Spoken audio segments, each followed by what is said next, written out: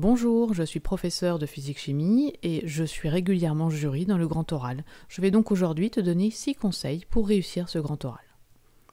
Le premier conseil que je te donne, c'est qu'il faut capter l'attention du jury dès le début.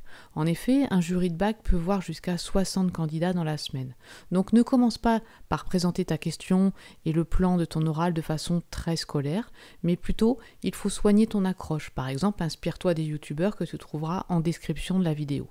Je te donne 2 exemples. Le premier, tu peux présenter le début de ton oral ainsi: je vais vous expliquer comment fonctionne un casque anti-bruit. Mais pour que cela soit plus accrocheur, tu pourrais dire: savez-vous que du bruit plus du bruit, cela peut faire du silence? Beaucoup plus accrocheur. Un autre exemple: je vais vous expliquer pourquoi l'acidification des océans est néfaste. C'est correct, mais pas très accrocheur. Tu peux dire: comment un chiffre aussi petit que 0,11 peut-il impacter notre planète? Eh bien, je vais vous l'expliquer. Voilà pour mon premier conseil. Le deuxième conseil prend en compte la composition de ton jury. Tu auras forcément un jury composé d'un spécialiste de la discipline que tu vas présenter et un non spécialiste.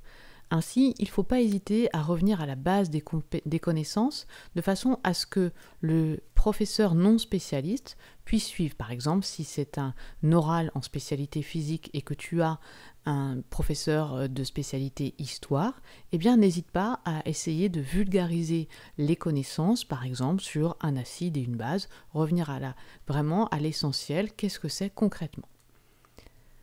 Troisième conseil, soigne ton support écrit. Il faut que tu mettes des parties avec des titres pour que le jury suive facilement ton oral. En effet, 5 minutes, c'est assez dense en général avec les connaissances et le jury peut s'y perdre un petit peu. Donc le support écrit qui n'est pas obligatoire peut t'aider à ce que le jury suive facilement.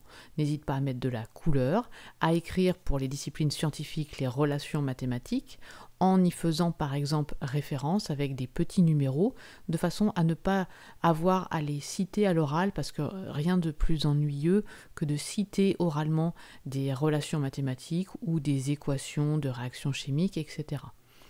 Donc ton support écrit peut prendre différentes formes. Je te rappelle qu'il n'est pas obligatoire, mais ça peut être sous forme de carte mentale, sous forme de paragraphe, avec les différentes parties de ton oral. Quatrième conseil, apprends vraiment par cœur le début et la fin de ton oral.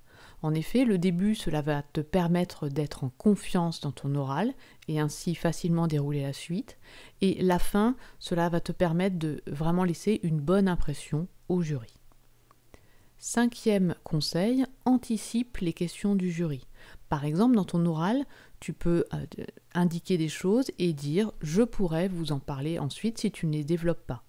Ou bien encore, tu peux mettre des indications, des informations supplémentaires sur ton support écrit, mais dont tu n'as pas parlé à l'oral, et tu auras ainsi préparé les réponses. Dernier conseil, prépare surtout bien la partie sur l'orientation. C'est une partie facile et qui peut te rapporter vraiment le maximum de points. Pour cela, je te conseille d'aller voir ma vidéo spécifiquement sur cette partie. Voilà, j'espère que cette vidéo et ces conseils te serviront pour ton épreuve.